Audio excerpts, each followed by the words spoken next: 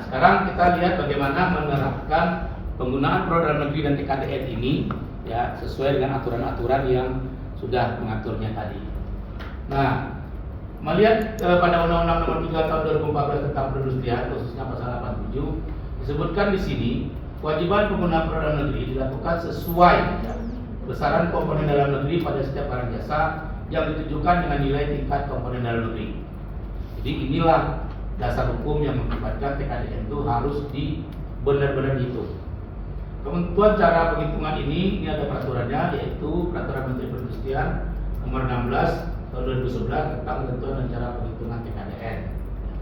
Jadi ini yang jadi dasar untuk panduan menghitung barang atau jasa dalam pengadaan barang jasa. Ya.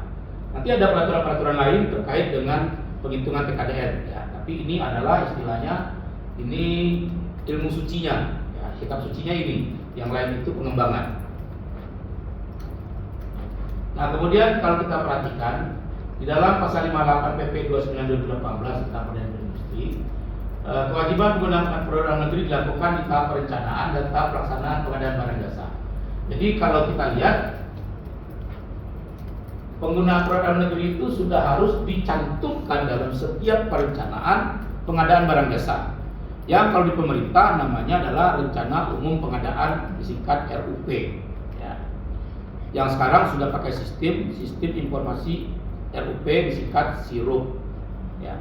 Kalau di perusahaan seperti BUMN, BUMD ataupun swasta, mereka harus menyatakan perencanaan itu di dalam rencana kerja dan anggaran perusahaan atau RKP setiap tahun. RKP itu biasanya dari bulan Oktober, November, Desember itu sudah mulai dibahas untuk disetujui. Karena kalau nggak disetujui per 1 Januari mereka nggak bisa kerja. Jadi sebelum 31 Desember berakhir harusnya RKP sudah harus disetujui. Itu normatifnya ya, tapi prakteknya tetap aja ada yang lewat. Ya. Nah, kemudian kalau sudah direncanakan baru dilanjutkan dalam pelaksanaan pengadaan itu. Jadi ketika kita mau memilih barangnya, mau bikin spek, mau bikin HPS, harga perkiraan setempat apa sendiri atau lain-lain itu sudah harus diperhitungkan. Nah, peraturan pengadaan barang jasa nomor 16 2018 yang juga direvisi dalam Perpres 12 2021 tentang pengadaan barang jasa pemerintah.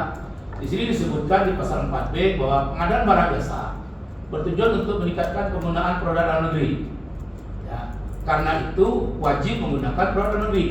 Jadi undang-undangnya udah mewajibkan, peraturan pemerintahnya udah mewajibkan, perpresnya juga udah mewajibkan. Ya. Tapi kalau kemudian ada yang nggak aware juga, nggak mau juga beli produk dalam negeri, ya itu nanti akan tersandung ketika diaudit. Itu aja problemnya di situ. Gitu. Dan kalau audit itu kemudian menyatakan misalnya ada kemahalan harga atau pelanggaran, biasanya ada sanksi. Ya. Nah, kemudian di Perpres ini juga disebutkan kewajiban penggunaan produk dalam negeri dilakukan jika terdapat produk dalam negeri dengan nilai TKDN plus PMP paling rendah 40%, sama dengan peraturan tadi ya sudah disebutkan tadi. Kemudian kewajiban penggunaan produk dalam negeri ini dilakukan pada tahap perencanaan pengadaan, jadi juga sama ya di peraturan pemerintah. Tahap perencanaan pengadaan dalam bentuk rencana umum pengadaan dan persiapan pengadaan atau pemilihan penyedia. Nah, persiapan pengadaan itu adalah misalnya membuat kerangka acuan kerja atau TOR, ya, Term of Reference.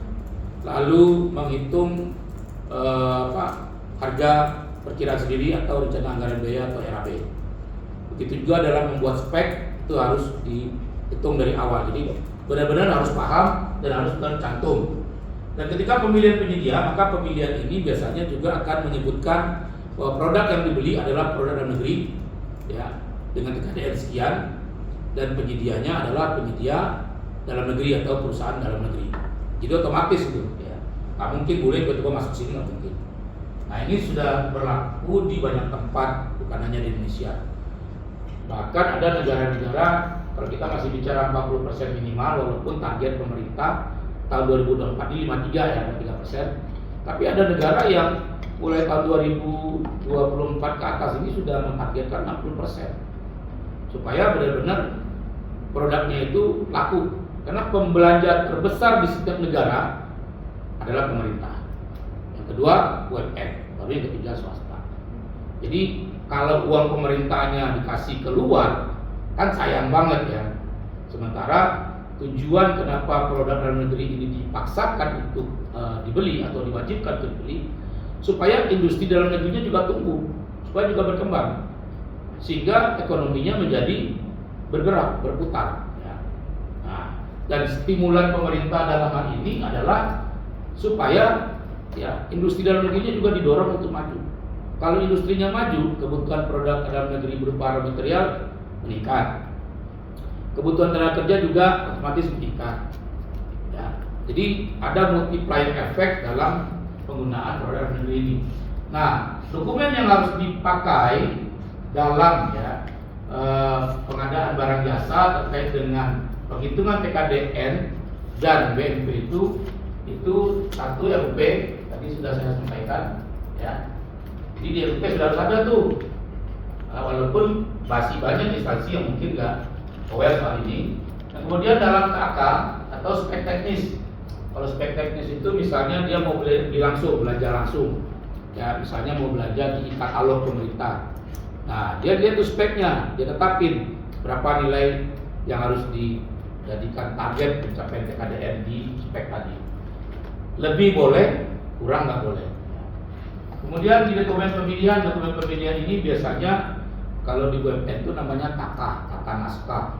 Jadi di situ ada permohonan untuk pembelian barang jasanya, lalu ada persetujuan.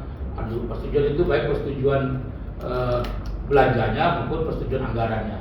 Lalu ada juga di dalam itu dokumen KK-nya ya, dan hitungan TKDN-nya semua dilampirkan di situ. Nah, jadi di dokumen ini akan menjadi objek audit nanti nih. Nanti kalau BPK-nya masuk, nanti lihat di pemerintah atau BUMN itu adalah RUP dan KP-nya ada nggak terkait dengan PDN, KK-nya ada nggak, itu juga di dokumen.